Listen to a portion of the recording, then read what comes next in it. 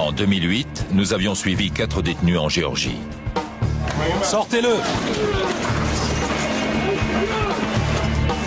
Alors, comment ça va? En 2011, nous sommes revenus les voir. Nous avons constaté que pour Chris Timrek, Sean Rockefeller, Elliot Kroll et Stephen Crane, ces 3 années ont été longues.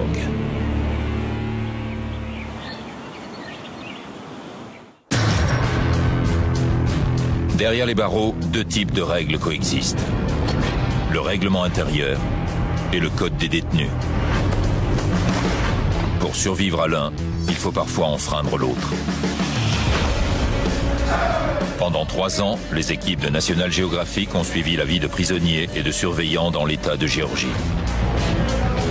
Quand un système paramilitaire est confronté à des condamnés, dites-leur à tous, on se retrouvera dehors. Qui commande véritablement? Demi-tour, face au mur. Bienvenue dans l'enfer carcéral.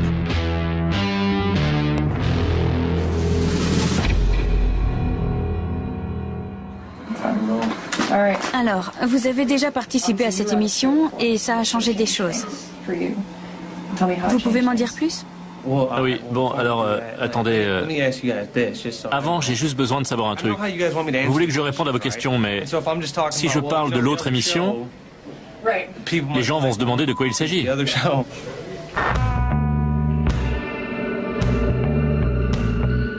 Il y a 3 ans, nous avions raconté l'histoire de Chris Timrek.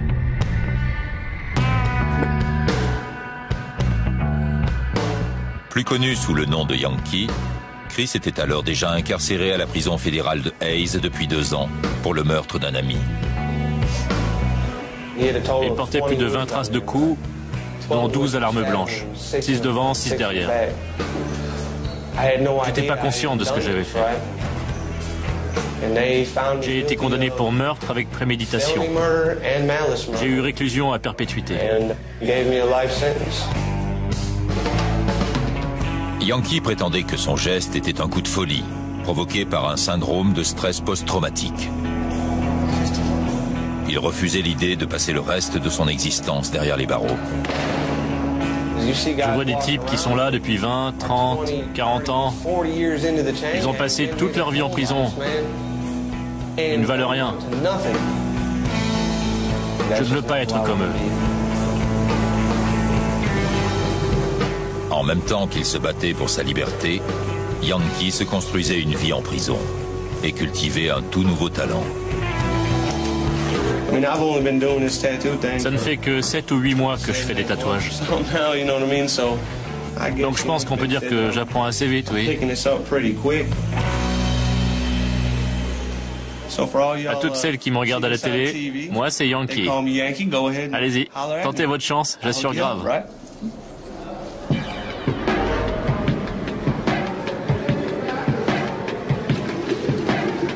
Aujourd'hui, Yankee se trouve toujours à la prison fédérale de Hayes. Là-bas, ses apparitions à la télévision ont fait de lui une célébrité. Donc vous connaissez Yankee? Ouais, je l'ai d'abord vu à la télé. Du coup, quand je l'ai rencontré, je lui ai dit « Hey mec, je t'ai vu dans ce reportage ». Il m'a répondu « Ouais, ouais ». Je lui ai demandé comment ça allait, tout ça quoi. Je vais chercher du café. Depuis la dernière fois que vous êtes venu et que je suis passé à la télé, il y a eu du bon et du moins bon. Eh, voilà la superstar. Souris à la caméra, mec. Souris à la caméra. C'est ton plus beau profil? Ouais. À chaque diffusion, je reçois une tonne de courriers. Et on me chambre sur Hollywood. On m'appelle la star de ciné, Yankee la vedette, ce genre de conneries. Au début, je faisais payer le prix normal pour tatouer un mec. Mais maintenant, c'est fini. Maintenant que je suis connu, tout le monde veut que je le tatoue. Tu veux que ce soit moi qui le fasse parce que tu m'as vu à la télé? Alors tu paies. Vous comprenez? Yankee est plus demandé que jamais. À ses débuts, il y a 3 ans, c'était loin d'être le cas. Mais Shawn Rockefeller était un client fidèle. Il m'a dit, mec, je veux que tu me fasses un bras complètement dingue. Que ça parte dans tous les sens. Tu vois le genre? Je lui ai dit, ok, laisse-moi réfléchir. En voyant ces tatouages, les gens comprendront tout de suite la part de folie, d'instabilité. Ça montre que j'ai traversé des épreuves et que je les ai surmontées. À l'époque, l'avenir de Shawn était encore très incertain. Il avait été incarcéré à l'âge de 18 ans, avec une peine de 5 ans à purger. C'est ce qui s'appelle être un bleu, un nouveau dans le système. Oui, j'avais peur avec toutes les histoires qui se racontaient. Je connais mes chances et je sais à quoi m'attendre. Tous ces types qui se font poignarder, violer, toutes ces histoires. Je vais pas me laisser faire, je vais me battre. Jusqu'à la mort s'il le faut. Pour survivre, Shawn a dû changer. Passer du statut de petit nouveau à celui d'initié. Rockefeller? Ouais. Mais il y a 3 ans, une nouvelle est venue changer la donne. Ça dit, vous serez mis en liberté conditionnelle le 20 mai 2008. Je vais rentrer chez moi. C'est génial. Maintenant que j'ai une preuve matérielle, un papier, ça devient réel. C'est parti.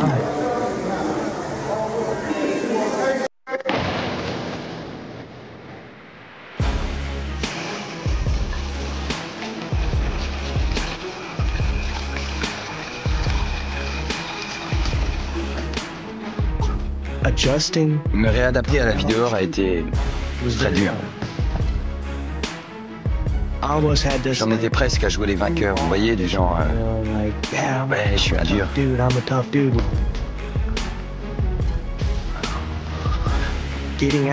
Si on se comporte comme ça quand on sort, dehors ça marche pas.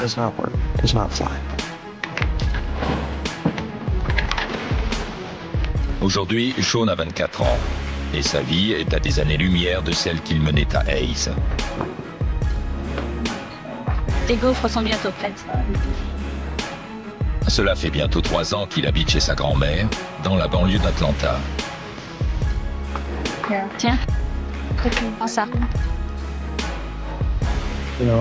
J'étais son petit-fils chéri, un petit garçon modèle. Maintenant, je suis tatoué de partout et je suis plus dur. Je suis un criminel, un tolard, quoi.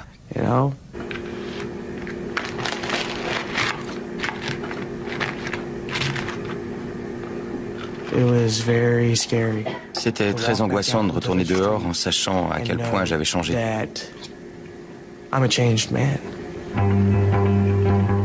Je suis plus celui que ma famille connaissait.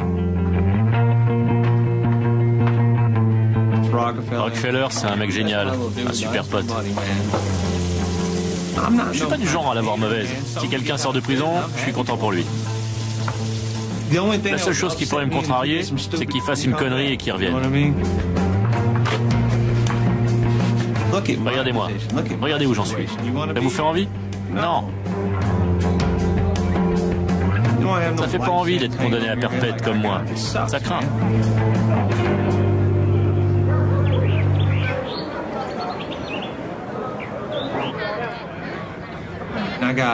Moi aussi, j'ai des objectifs, des rêves. J'aimerais bien vivre du tatouage un jour, avoir mon propre salon. C'est comme une formation. J'ai un stock illimité de peau à tatouer. Quand je sortirai, je serai vraiment au point.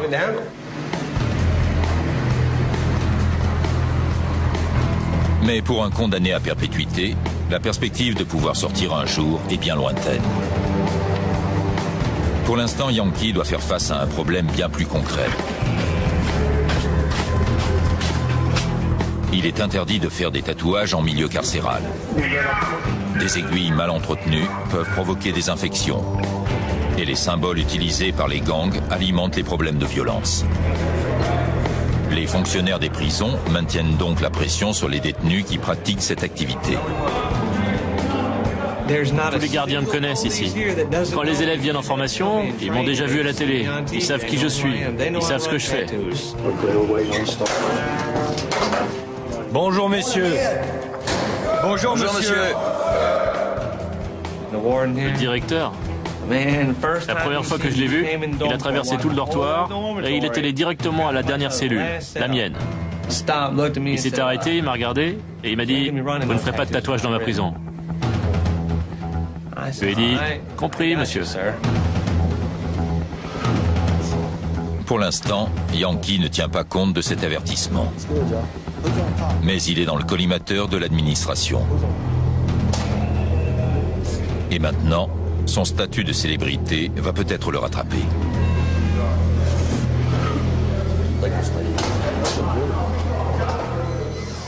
Je l'avais dit.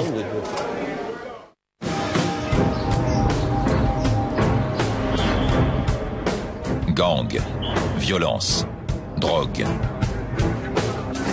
Quand la vie carcérale devient la routine, on peut vite atteindre un point de non-retour.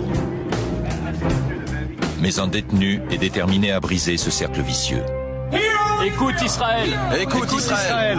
L'Éternel notre Dieu. L'Éternel notre Dieu. Tu aimeras l'Éternel. Tu aimeras l'Éternel. De tout ton cœur. De tout ton cœur. De toute ton âme. De toute ton âme. De toute ta force. De toute ta force. Et ces commandements, tu les inculqueras à tes enfants. Amen. Amen. Amen. Aujourd'hui, Stephen Crane est un détenu modèle.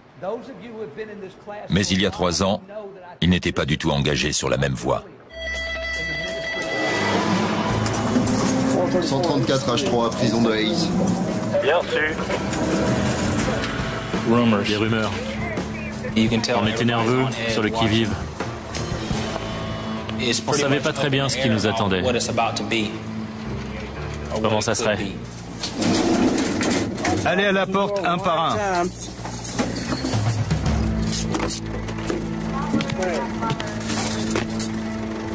En 2008, Stephen était incarcéré pour la première fois. Il venait juste d'arriver à Hayes.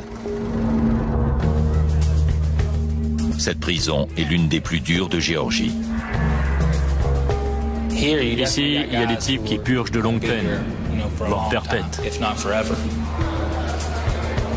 Ils n'ont rien à perdre, donc ils peuvent se permettre un peu n'importe quoi. On ne peut pas se permettre d'avoir peur. Il y a des fois où on n'a pas le choix. Se défendre, quelles qu'en soient les conséquences. Tu me cherches? C'est justement cet état d'esprit qui a mené Stephen en prison. En 2003, il a abattu un homme dans la rue, soi-disant en légitime défense. Je suis là parce que j'ai eu peur pour ma vie et que je me suis défendu. J'ai toujours à l'esprit que ça pourrait recommencer, même ici, en prison. Mais il n'allait pas tarder à changer d'attitude. 5 semaines après son arrivée à Hayes, Stephen avait été transféré dans une autre prison. Dans ce nouveau lieu, il a appréhendé une autre façon de purger sa peine. L'environnement a toujours une influence. L'atmosphère était tendue à Hayes, ça se sentait. Ici, au bout de 2 semaines, j'avais pris mes marques et j'ai réussi à me détendre. C'était comme de sortir d'une tempête. Aujourd'hui, Steve est un détenu permanent de la prison dite de diagnostic de l'État de Géorgie. Ça va? Pour un milieu carcéral, c'est une communauté très soudée. C'est donc un environnement plutôt positif pour purger sa peine. Tous les matins, je me lève pour aller travailler à l'aumônerie. C'est comme si j'étais chez moi 8 heures par jour. Je rentre, il y a l'appel, puis je m'entraîne. Ensuite, je vais me coucher. Le temps passe très vite ici.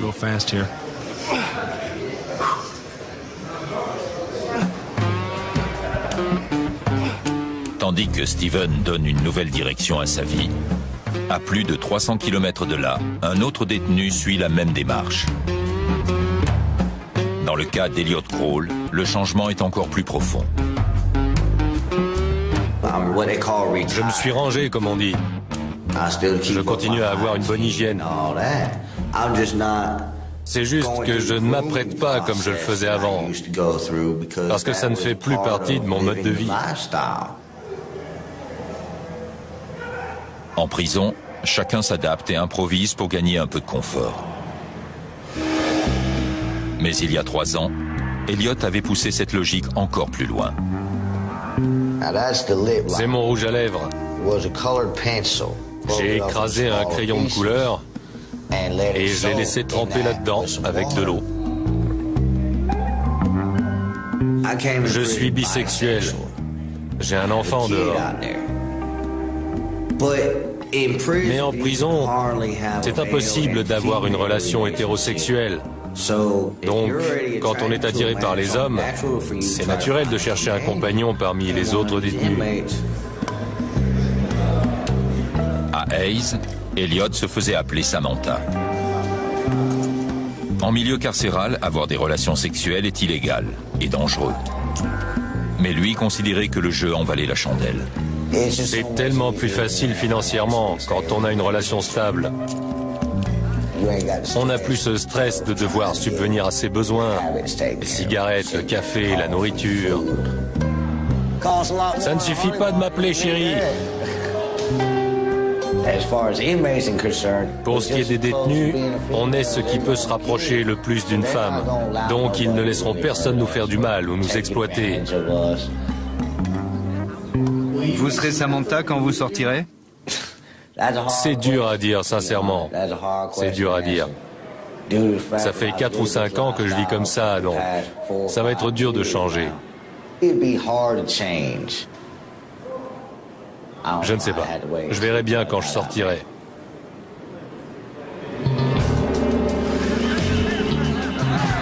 Aujourd'hui, il semble qu'Elliot ait décidé de changer. Il y a 2 mois, il a été transféré à la prison fédérale Smith. Il a demandé à être placé en isolement. Il a donc dit au revoir à Samantha. Ça ne veut pas dire que je ne suis plus homosexuel, juste que je ne partage plus le quotidien des autres détenus. J'ai simplement décidé de purger le reste de ma peine à part, de m'extraire des autres problèmes de la vie ici. Je veux être sûr de réussir à me réinsérer dans la société. Cet engagement va bientôt être mis à l'épreuve.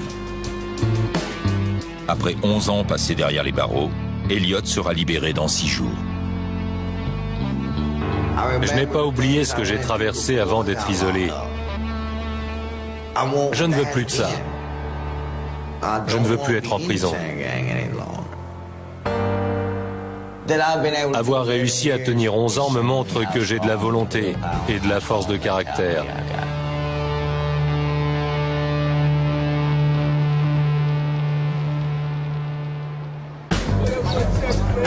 Après des années de réclusion, rentrer chez soi est un rêve qui n'est pas si facile à réaliser.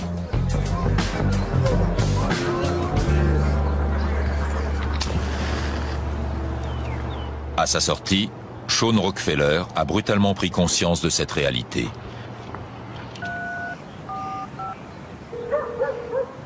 Salut. Ça va? Je me lève. Il fait moche, mais ça me va. Prêt à bosser. Difficile de trouver du travail pour un ancien détenu. Et Sean n'a jamais terminé le lycée. Pour joindre les 2 bouts, il doit donc être inventif. Allez, au boulot. Il s'est improvisé ferrailleur. Il récupère et revend de vieux métaux. Il y en a un peu partout ici. Chaque métal vaut un prix différent dans les casses. De l'aluminium? Bien. Et là, c'est du cuivre. C'est le top. J'adore. C'est comme faire les poubelles. C'est un peu comme ça que je le vois. Non, rien. J'en suis réduit à faire de la récup pour gagner ma vie. À cause de cette merde qui m'est tombée dessus.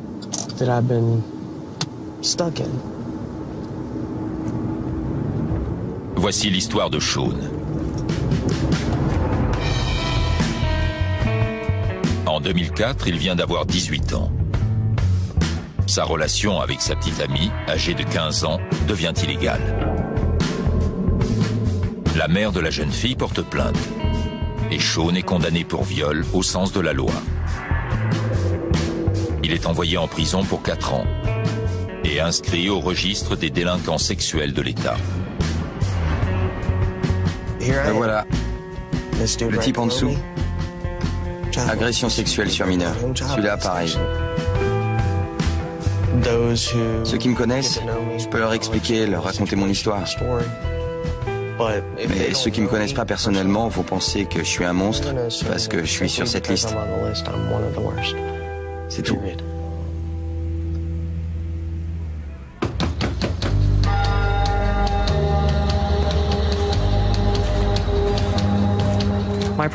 Mon agent de probation peut arriver n'importe quand. Il vient par surprise.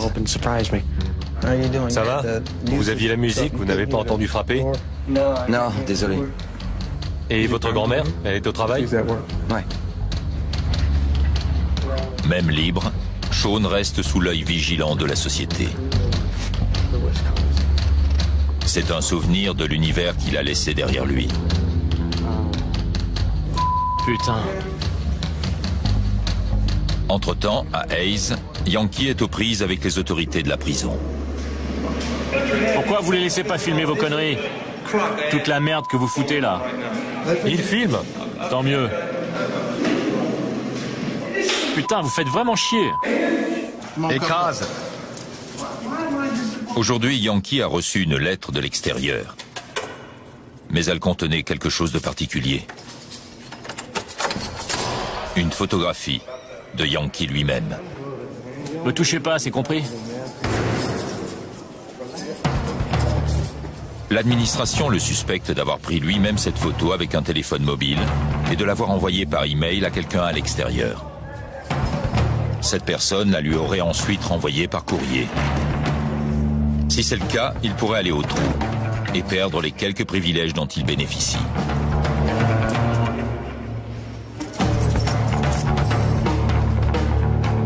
Yankee va rester en isolement le temps de l'enquête. Pour l'instant, il est dans l'impasse.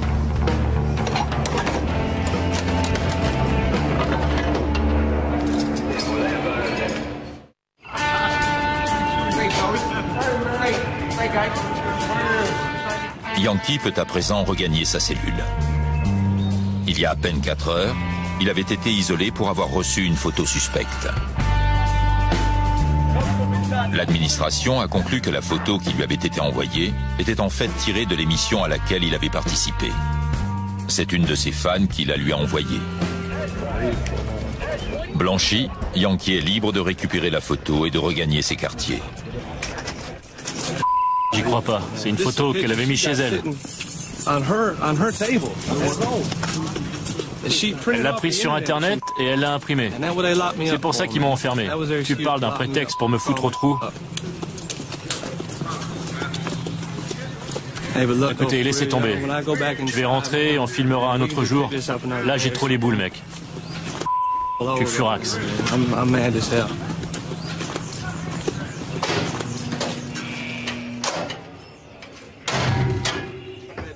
Je nique la prison. Tout ce dont je veux me souvenir, c'est qu'il faut que je me tienne à carreau pour être sûr de jamais revenir. Il faut pas que j'oublie la merde que c'est et que je veux surtout pas me retrouver à nouveau ici, c'est tout. Tout le reste, je vais l'oublier, mec. Allez, tout le monde dans sa cellule. C'est l'heure de l'appel. Mais Yankee, condamné à perpétuité, n'est pas sûr de sortir un jour. procédures judiciaires qu'il a entamées ont été déboutées. Yankee garde espoir. Mais c'est dans la vie après la libération que réside le véritable défi. La première fois que je suis sorti, j'avais l'impression qu'on ne regardait que moi. Que tout le monde savait que j'étais un délinquant sexuel, que j'avais fait de la prison. Que je dégoûtais tout le monde. C'est ce que je ressentais. Je pouvais pas vivre chez ma mère à cause de ma petite sœur, ni chez mon père parce qu'il vit à côté d'un parc.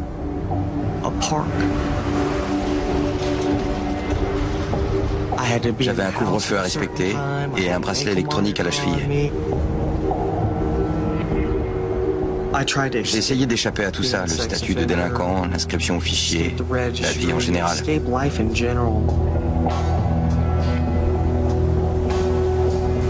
me défonçais pour pas avoir à affronter mes problèmes. C'était un cercle vicieux.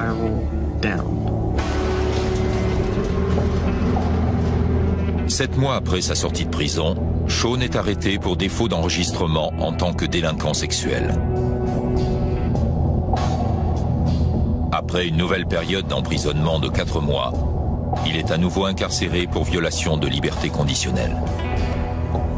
J'ai fini par m'asseoir et par me dire « C'est de la faiblesse de continuer à fuir.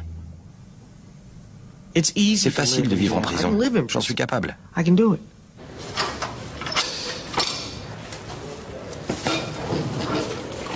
C'était tout ce que je voulais pas être. J'étais en train de devenir comme tous ces types que j'avais rencontrés là-bas.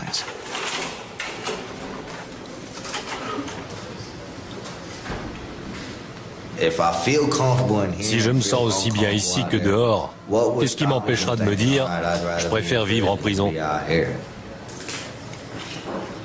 Je ne veux pas tomber dans ce genre de mentalité.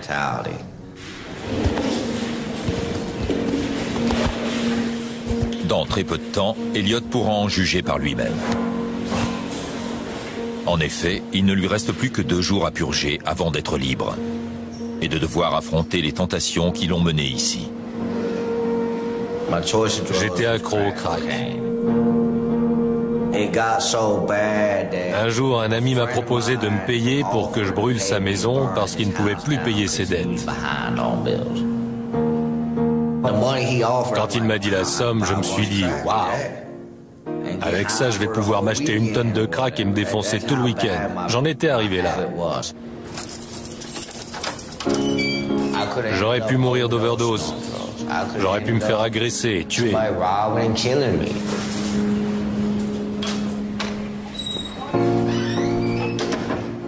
Je crois qu'aller en prison m'a sauvé la vie.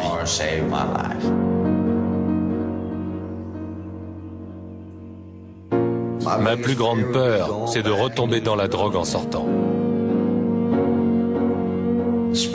D'avoir passé 11 ans ici sans me shooter et de recommencer une fois dehors, ça voudrait dire que tous mes efforts n'auraient servi à rien.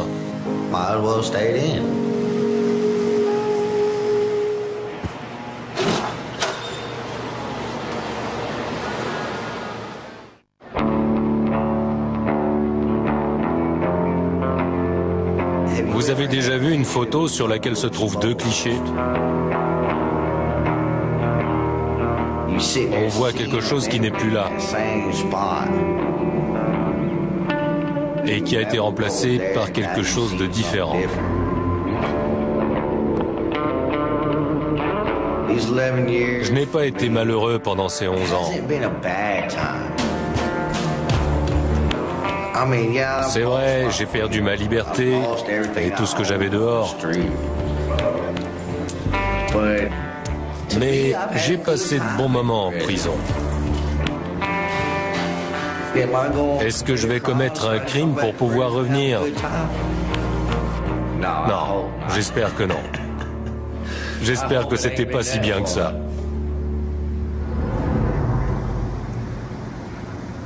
À la prison fédérale Smith, dans le sud de la Géorgie, c'est le grand jour pour Elliot Kroll.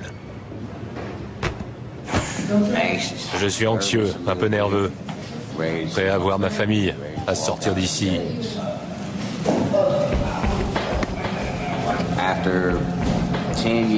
Après 10 ans, 364 jours et 23 heures, je vais maintenant rentrer chez moi.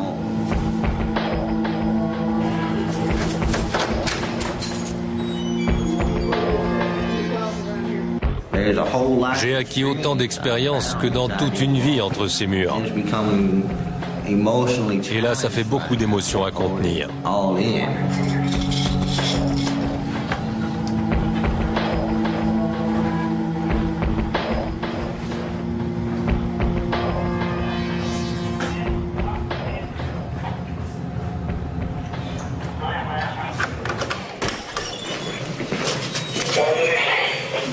Papier.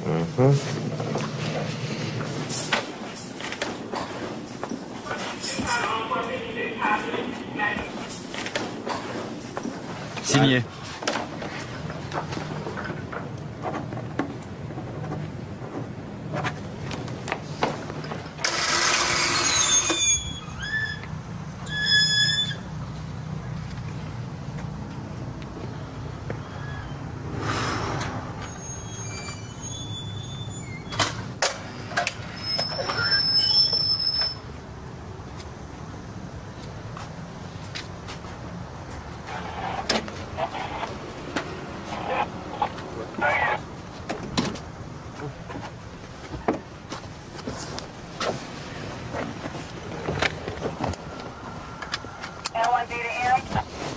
Elliot va être conduit chez ses grands-parents, à une 50aine de kilomètres de la prison.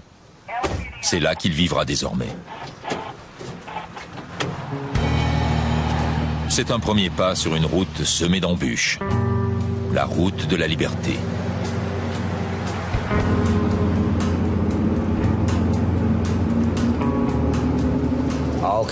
Plein de choses me passent par la tête. Comment va réagir ma famille, mes retrouvailles avec mon enfant, trouver du travail, obtenir mes bons alimentaires.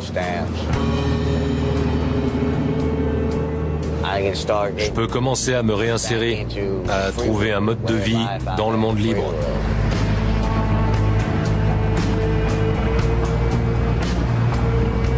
Après avoir passé autant d'années en prison, c'est dur de redevenir un citoyen normal. Parce qu'on n'en est plus un. On est un criminel, une brebis galeuse. On ne sera jamais des mecs comme les autres. On ne fait que sortir de derrière les barreaux. On reste un criminel relâché dans le monde libre.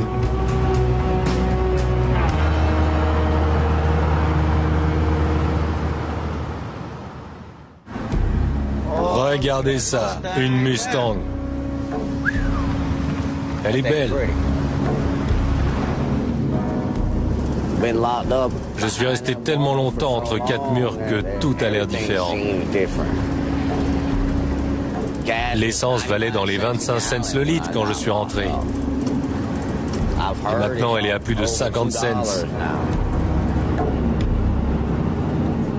Les gens n'utilisent plus de téléphone fixe.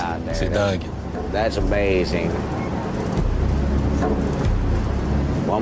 Quelqu'un m'a dit qu'on ne se sert même plus vraiment du téléphone pour parler.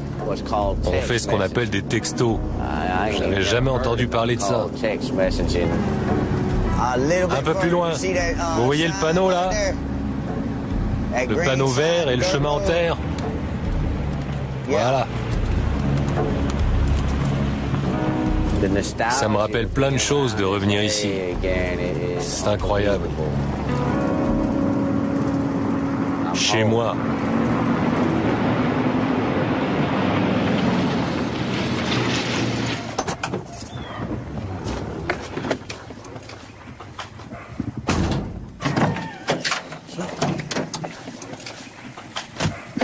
Soyez prudents. Bonne chance. Vous aussi.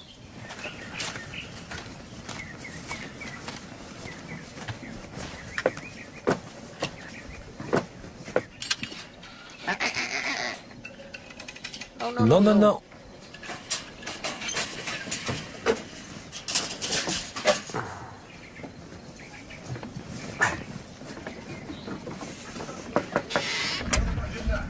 Salut.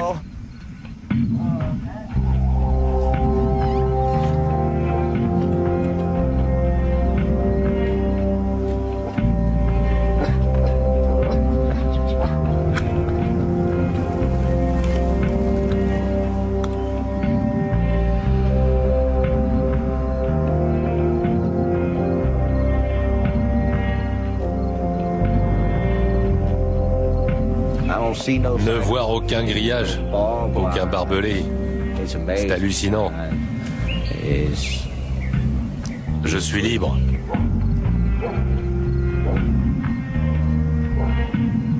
Et si vous échouez? J'ai carrément du mal à l'imaginer. Parce que ça n'arrivera pas.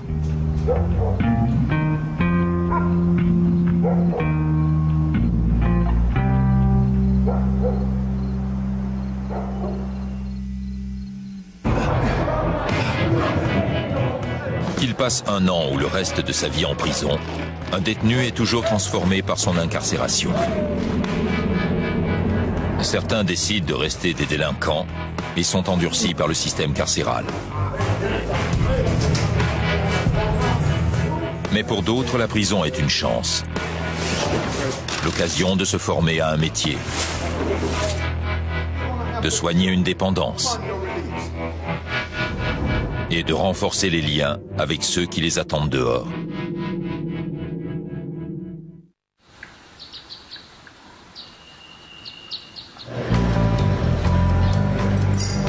À la prison de Jackson, c'est le jour des visites. Pendant ces quelques heures, c'est comme si Stephen Crane était à nouveau chez lui. Mon grand. Ça va? Bien. Ma famille est présente depuis le début. Depuis le tout premier jour, ils ont toujours été à mes côtés. Ils ont toujours tout fait pour moi. Ça fait partie des choses que je trouvais normales avant. Mais de voir que certains n'avaient pas cette chance m'a fait changer ma façon de voir les choses. Je suis devenu beaucoup plus reconnaissant. Stephen Crane fait en effet partie des chanceux. Ses parents le soutiennent. Et il aura un travail et un logement lorsqu'il sortira. Je t'aime. Moi aussi, je t'aime. Moi aussi. À la prochaine. Pour lui, la sortie n'est plus une perspective lointaine. Ça fait 7 ans que je suis là maintenant. Et dans 18 mois, j'aurai le droit d'aller en foyer de transition. J'y suis presque. Plus j'approche du bout du tunnel, plus j'ai l'impression que tout s'éclaire autour de moi. Stephen finira de purger sa peine à la prison de Jackson. Il s'emploie à tirer les leçons de son incarcération pour les appliquer lorsqu'il sera libre. Je suis beaucoup mieux dans ma peau. Je suis plus conscient des choses précieuses de la vie. Je pense que tout ce que j'ai traversé me permettra de vivre beaucoup plus pleinement.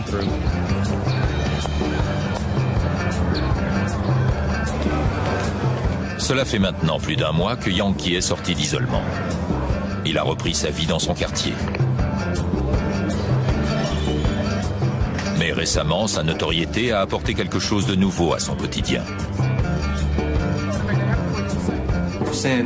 Après la dernière émission, j'ai reçu une lettre d'une nana du Wisconsin. J'ai trouvé ça cool, donc je lui ai répondu. On a commencé à s'écrire et puis à s'apprécier. Maintenant, ça fait 1 an et je crois qu'on peut dire qu'on est fiancés.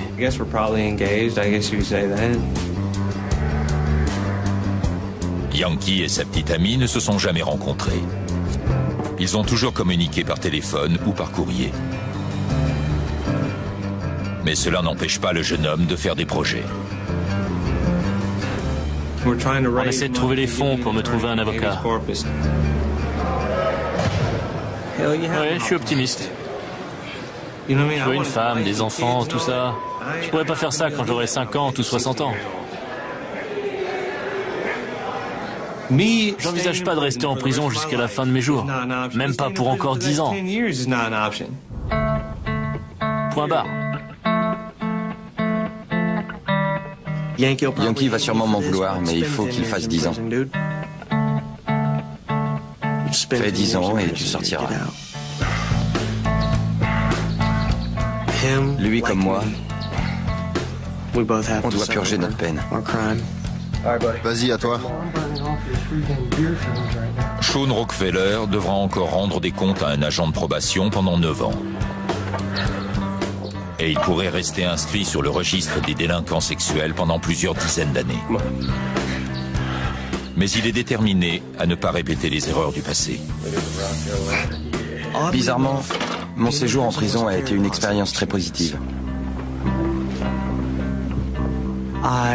J'ai beaucoup appris sur moi-même, mon corps, mon esprit, mon cœur, mes émotions. Au fil du temps, je me suis rapproché de ce que je suis. Je me suis libéré plutôt que de rester enfermé. Mais il faut pas croire, j'ai peut-être pas l'air comme ça, mais j'en garde des traces. J'essaie de ne pas garder de ressentiment maintenant. En tout cas, j'y travaille. Je suis un mec comme les autres. Un jour, je serai plus un délinquant sexuel, ni un criminel. J'aurai enfin la liberté que je mérite.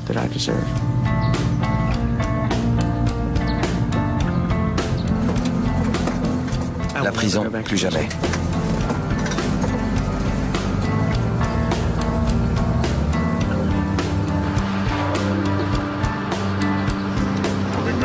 Mettez-vous en ligne. Bon, écoutez-moi. Dans cet établissement, le dernier mot qui doit toujours sortir de votre bouche, c'est monsieur. Compris? Oui, monsieur. À peine 7 mois après sa libération, Elliot Kroll est à nouveau incarcéré. Je n'imaginais pas à quel point c'était devenu aussi dur dehors. J'ai commencé à boire moins de 2 jours après ma sortie. J'ai commencé à traîner avec les mauvaises personnes, à fumer de l'herbe, à faire des bêtises. Allez, viens faire la fête, Elliot. T'es resté enfermé tellement longtemps. Amuse-toi. Et je me suis laissé entraîner. Elliot Kroll, va prendre ton matelas. Les 37 en bas. Elliot a été inculpé pour avoir volé des fils de cuivre dans des maisons afin de les revendre. Mais il n'est que de passage à Jackson. Il va finalement être transféré dans un autre centre. Là-bas, il décidera comment il veut purger sa peine.